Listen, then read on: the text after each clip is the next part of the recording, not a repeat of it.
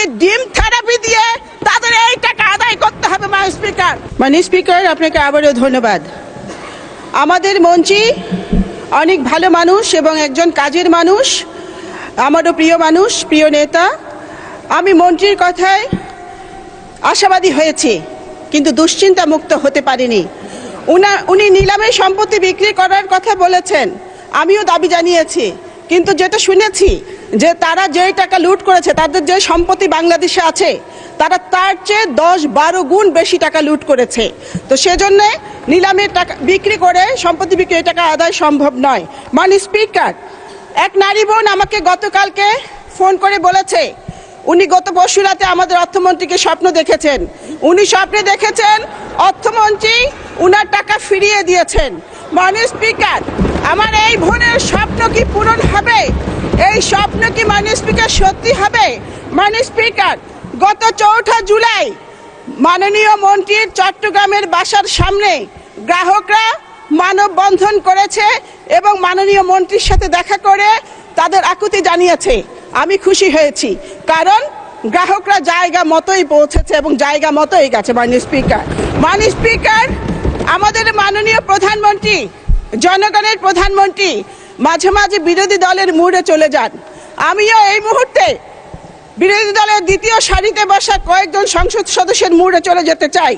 মাননীয় স্পিকার, 75 লাখ গ্রাহকের প্রাণের দাবি সাথে সহমত আমি প্রকাশ করছি।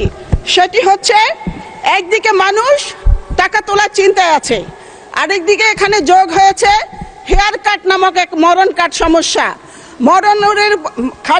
মরার উপর খাড়ার গা। মাননীয় স্পিকার, আমি মাননীয় মন্ত্রীকে বিনয়ের সাথে প্রশ্ন করতে চাই। আমি জানতে চাই যে ব্যাংক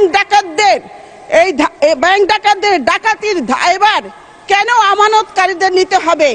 আমানতকারীদের কি অপরাধ? আমানতকারীদের অপরাধ হচ্ছে যে তারা বিশ্বাস করে ব্যাংকে টাকা রেখেছিল। মাননীয় স্পিকার, 75 লাখ গ্রাহকের দাবির সাথে সহমত পোষণ করে আমারও দাবি, হেয়ার কাট নামক এই মরণ কাটটি প্রত্যাহার করতে হবে, প্রত্যাহার করতে হবে, প্রত্যাহার করতে হবে। বক্তব্য পরিষ্কার, যারা জনগণের টাকা লুট করেছে। মাননীয় সদস্য প্রশ্ন করেন, ছোট করেন প্লিজ, প্রিসাইজ করেন। এক সেকেন্ড শেষ করছি। মাননীয় স্পিকার, বক্তব্য পরিষ্কার, যারা গ্রাহকের টাকা লুট করেছে ওই সমস্ত ব্যাংক খেকো, ব্যাংক ডাকাত, ব্যাংক লুটেরাদের কোনো ক্ষমা নেই, কোনো ক্ষমা হতে পারে না।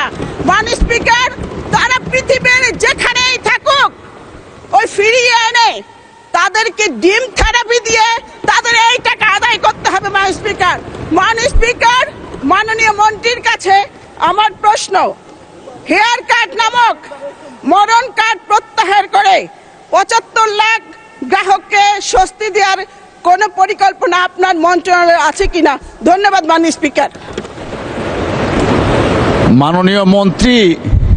মাননীয় মন্ত্রী, আপনাকে আমরা সামনেও দেখি, স্বপ্নেও দেখি, দয়া করে উত্তরটা দেন।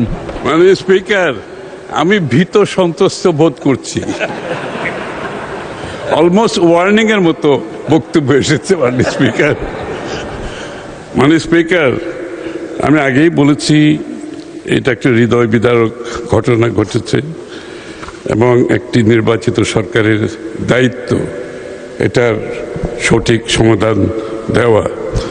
ইতিমধ্যে আমি আগেও বলেছি সংসদে, যারা আমানতকারী তাদের আমানত সুদসহ ফেরত দেওয়া হবে ইনশাআল্লাহ। তবে একটু ধৈর্য ধরতে হবে, কারণ এই ব্যাংকগুলো সবগুলোই লোকসানের মধ্যে আছে এবং লোকসান কিন্তু প্রতিদিন বাড়ছে।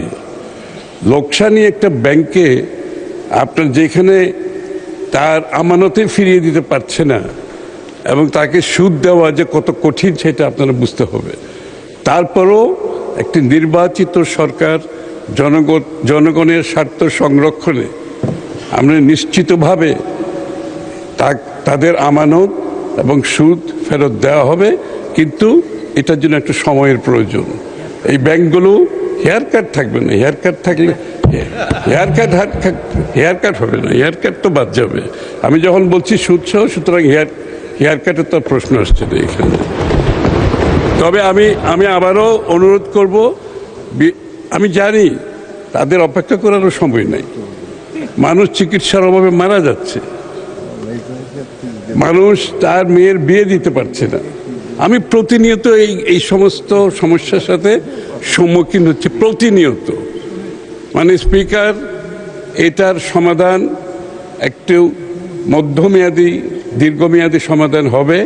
তবে নিশ্চিতভাবে এটা বলতে পারি, আমানতকারীরা তাদের টাকা ফেরত পাবে, সুদসহ ফেরত পাবে, এটার নিশ্চিতভাবে বলা যাবে।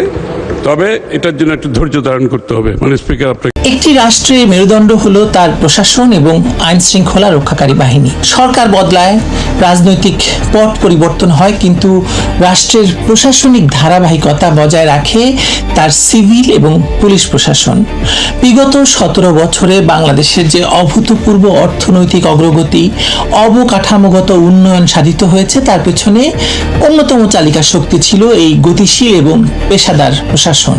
কিন্তু আজ অত্যন্ত পরিতাপের বিষয় হচ্ছে রাষ্ট্রযন্ত্রকে ব্যবহার করে রাষ্ট্রেরই মেরুদণ্ড ভেঙে দেওয়ার এক ভয়ঙ্কর উৎসব চলছে।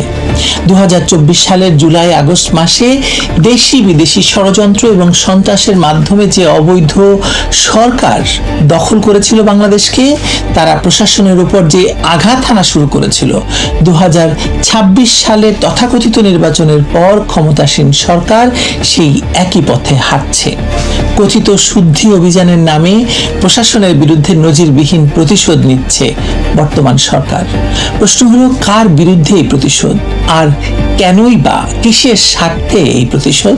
চলুন জানার চেষ্টা করা যাক। বিগত 1.5 দশকেরও বেশি সময় ধরে বাংলাদেশের আমলাতন্ত্র একটি সুনির্দিষ্ট লক্ষ্যের দিকে এগিয়েছে, তা হলো দেশের উন্নয়ন। রাজনৈতিক নেতৃত্ব তাদেরকে সেভাবেই পরিচালিত করছিল। বড় বড় মেগা প্রজেক্ট বাস্তবায়ন থেকে শুরু করে তৃণমূল পর্যায়ে সরকারি সেবা পৌঁছে দেওয়ার ক্ষেত্রে এই প্রশাসন যে দক্ষতা দেখিয়েছে তা অনস্বীকার্য। কিন্তু অবৈধ ইউনূস সরকার ক্ষমতা দখল করেই এই দক্ষ প্রশাসনকে পঙ্গু করার যে নীল নকশা এঁকেছিল বর্তমান সরকার, তা চরমভাবে বাস্তবায়ন করছে। আজ প্রশাসনে মেধা, যোগ্যতা বা অভিজ্ঞতার কোনো দাম নেই, বরং কে কত বেশি বর্তমান শাসকদের আজ্ঞাবহ সেটাই যোগ্যতার একমাত্র মাপকাঠি হয়ে দাঁড়িয়েছে।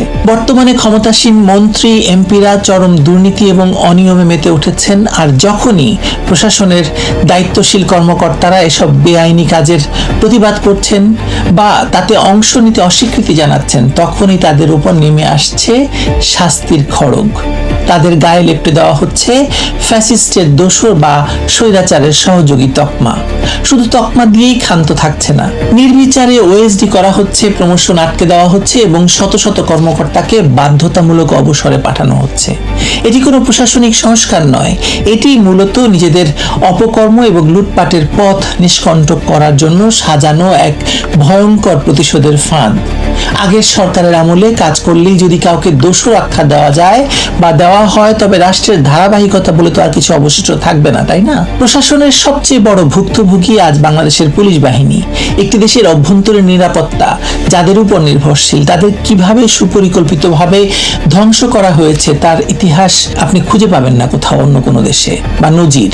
ইউনূস সরকার ক্ষমতা দখলের সময় তার লেলিয়ে দেওয়া জুলাই সন্ত্রাসীরা যেভাবে পুলিশ সদস্যদেরকে নির্মমভাবে হত্যা করেছে, ঝুলিয়ে রেখেছে, থানাগুলো পুড়িয়ে দিয়েছে, অস্ত্র লুট করেছে, তা কোনো সভ্য দেশে কল্পনা করা যায় না। রাষ্ট্রের রক্ষকদের হত্যা করে সেই খুনিদের বিচারের মুখোমুখি করার বদলে ইউনূস সরকার তাদের ইন্ডেমনিটি বা দায় মুক্তি দিয়েছিল। হত্যাকারীদের রাষ্ট্রীয় পৃষ্ঠপোষকতা দিয়েও তারা শান্ত হয়নি। এখন চলছে পুলিশ বাহিনীর ভেতর থেকে দক্ষ এবং অভিজ্ঞ কর্মকর্তাদের বেছে বেছে বাধ্যতামূলক অবসরে পাঠানোর মহোৎসব। শুধুমাত্র রাজনৈতিক মতাদর্শের অজুহাত তুলে বা আগের সরকারের আমলে রুটিন দায়িত্ব পালনের অপরাধে শত শত পুলিশ কর্মকর্তাকে চাকরিচ্যুত করা হচ্ছে। এর ফলটা কি হচ্ছে? পুলিশের চেইন অফ কমান্ড এবং মনোবল পুরোপুরি ভেঙে পড়েছে। তারা এখন সিদ্ধান্ত সিদ্ধান্ত নিতে ভয় পাচ্ছে, দায়িত্ব পালনে কুণ্ঠাবোধ করছে। ফলশ্রুতিতে সারা দেশে আইনশৃঙ্খলা পরিস্থিতির চরম অবনতি ঘটছে। খুন, ছিনতাই, ডাকাতি আর অরাজকতার মানুষের জীবনে আজ ভয়াবহ অবস্থা হয়ে দাঁড়িয়েছে। মানুষের প্রাণ আজ ওষ্ঠাগত। মজার ব্যাপার কি জানেন, যেসব কর্মকর্তাদেরকে চাকরিচ্যুত করা হলো বা অবসরে পাঠানো হলো, তাদেরকে নির্দেশ দেওয়া হয়েছিল যে আওয়ামী লীগের নাম শুনলেই বা ছাত্রলীগের নাম শুনলেই তাদেরকে অ্যারেস্ট করা, তাদেরকে খুন করা, তাদেরকে গুম করে ফেলা, এইসব নির্দেশনা তারা পালন করেননি বলে তাদেরকে আসলে অবসরে পাঠানো হচ্ছে। যে পুলিশ বাহিনীর কাজ জনগণের জানমালের নিরাপত্তা দেওয়া, আজ তারা নিজেদের চাকরি আর প্রাণ বাঁচাতেই তটস্থ অবস্থায় আছে। 2026 সালের 12ই ফেব্রুয়ারি যে প্রহসনের নির্বাচন অনুষ্ঠিত হয়েছে, তার পটভূমি আমাদের ভুলে গেলে চলবে না। এই নির্বাচনেও পুলিশদেরকে যে নির্দেশনা দেওয়া হয়েছিল এবং পুলিশদের দিয়ে যেভাবে আওয়ামী লীগবিহীন নির্বাচন করা হয়েছে, সেটা তো পুলিশ করতে চায়নি। সে কারণেও এই পুলিশ কর্মকর্তাদেরকে সরানো হচ্ছে। দেশের সবচেয়ে পুরনো এবং বৃহৎ রাজনৈতিক দল বাংলাদেশ আওয়ামী লীগকে স্রেফ একটি নির্বাহী আদেশের মাধ্যমে নিষিদ্ধ করে ফাঁকা মাঠে গোল দিয়ে ক্ষমতা দখল করেছে বর্তমান শাসক গোষ্ঠী। জনগণের ম্যান্ডেটবিহীন এই সরকার খুব ভালো করেই জানে তাদের কোনো প্রকৃত জনভিত্তি নেই। আর জনভিত্তিহীন সরকার সবসময়ই রাষ্ট্রযন্ত্রকে ভয় পায় এবং তাকে অন্ধ অনুগত বাহিনীতে পরিণত করতে চায়। তারেক রহমানের নেতৃত্বাধীন বর্তমান সরকার ঠিক সেই কাজটি করছে। তারা মুখে শুদ্ধি অভিযানের কথা বললেও বাস্তবে তারা প্রশাসনকে দলীয় ক্যাডার বাহিনীতে রূপান্তরিত করছে। যে প্রশাসন বিগত 16 বছরের বা 17 বছরে বাংলাদেশকে একটি সম্মানজনক আন্তর্জাতিক অবস্থানে নিয়ে গিয়েছিল, তাকে ধ্বংস করে তারা দেশকে একটি ব্যর্থ রাষ্ট্রে পরিণত করার দিকে ঠেলে দিচ্ছে। প্রশাসনের ভেতরে এই অস্থিরতার সুযোগ নিচ্ছে আন্তর্জাতিক মোড়লরা। তারা চাপ দিয়ে বাংলাদেশকে বিলিয়ন বিলিয়ন ডলারের অপ্রয়োজনীয় সামরিক অস্ত্র এবং বিমান কিনতে বাধ্য করছে। অথচ বাংলাদেশের প্রশাসন নিজেদের চাকরি বাঁচানোর চিন্তায় এতটাই মগ্ন এবং ভীত যে রাষ্ট্রের এই চরম বিপর্যয়ের বিরুদ্ধে তারা কথা বলার বা রুখে দাঁড়ানোর মতো কেউ নেই। আসলে প্রশাসনের শুদ্ধি অভিযান কথাটি শুনতে যতটা পবিত্র বা ভালো লাগে, বাস্তবে এটি ক্ষমতাসীনদের হাতে সবচেয়ে বিপজ্জনক রাজনৈতিক অস্ত্র। আজ বাংলাদেশের প্রশাসনকে ঘিরে যা চলছে তা কোনো নৈতিক সংস্কার নয়, প্রাতিষ্ঠানিক শৃঙ্খলা ফিরিয়ে আনার কোনো প্রকল্পও নয়। এটি ভয় সৃষ্টির রাজনীতি, প্রতিশোধের রাজনীতি এবং রাষ্ট্রযন্ত্রকে দলীয় আনুগত্যের খাঁচায় আটকে ফেলার এক নগ্ন আয়োজন। একটি বিষয় বর্তমান শাসকদের মনে রাখা উচিত, ভয় দেখিয়ে সাময়িক আনুগত্য আদায় করা যায়, কিন্তু তাতে প্রতিষ্ঠানের কার্যকারিতা চিরতরে নষ্ট হয়ে যায়। যে প্রশাসনকে আজ ভয় দেখিয়ে দুর্নীতি আর লুটপাটের নীরব দর্শক হতে বাধ্য করা হচ্ছে, যে পুলিশ বাহিনীকে খুনিদের সামনে মাথা নত করতে বাধ্য করা হচ্ছে, সেই প্রশাসন এবং পুলিশ কখনো রাষ্ট্রের বিপদে ঢাল হয়ে দাঁড়াবে না।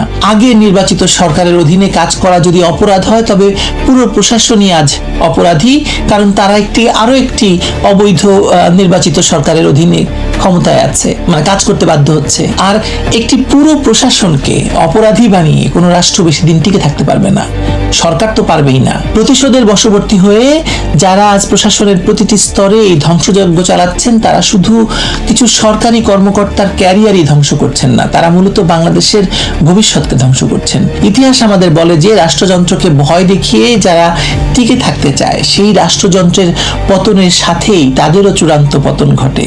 আজকের এই কথিত শুদ্ধি অভিযান আসলে বাংলাদেশের প্রশাসনিক কাঠামোর কফিনে শেষ পেরেক ঠুকে দিচ্ছে।